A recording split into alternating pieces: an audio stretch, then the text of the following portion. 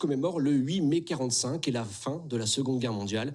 Des cérémonies, des hommages et parfois des initiatives plus originales. La commune de Verteillac en Dordogne a décidé d'organiser une course à pied sur le tracé exact de la ligne de démarcation de l'époque. Bertrand Lasseguette avec Anne-Laure Mérignac. Ils s'échauffent avant de s'élancer sur la ligne de démarcation. Ces sportifs entretiennent à leur manière le souvenir de la Seconde Guerre mondiale. La course, dite d'Ema, emprunte le tracé de la frontière qui séparait la France occupée par les Allemands de la France de Vichy, sur une idée de la municipalité de Verteillac pour accompagner les commémorations du 8 mai. Certains des participants avaient d'ailleurs choisi une tenue de circonstance. J'ai fait une ambiance un petit peu libération avec FFI. J'ai essayé de me mettre dans l'ambiance et de mettre une petite casquette. Entre 1940 et 1943, il y avait 12 points de passage de la ligne de démarcation en Dordogne. À Verteillac, la frontière se situait au niveau d'une rivière, la Sauvanie.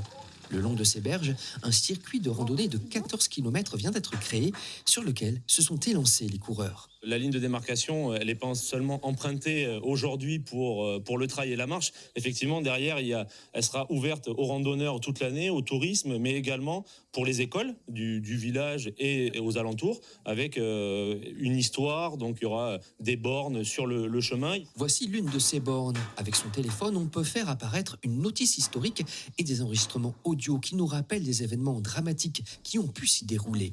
Le père Montserron, un cultivateur ancien meunier, faisait passer la ligne gratuitement. Il faut le dire, car il y en a qui ont gagné de l'argent.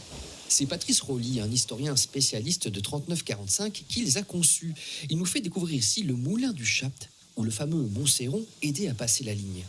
Montserron invitait les douaniers à venir donc boire un verre d'eau de vie à l'étage, pendant que les clandestins leur passaient littéralement sous les pieds à travers ce porche, puis cette porte qui les faisait passer dans le moulin et les amenait vers la liberté quelques mètres derrière. Ces passeurs clandestins furent parmi les premiers résistants de la guerre. Ils prenaient des risques terribles.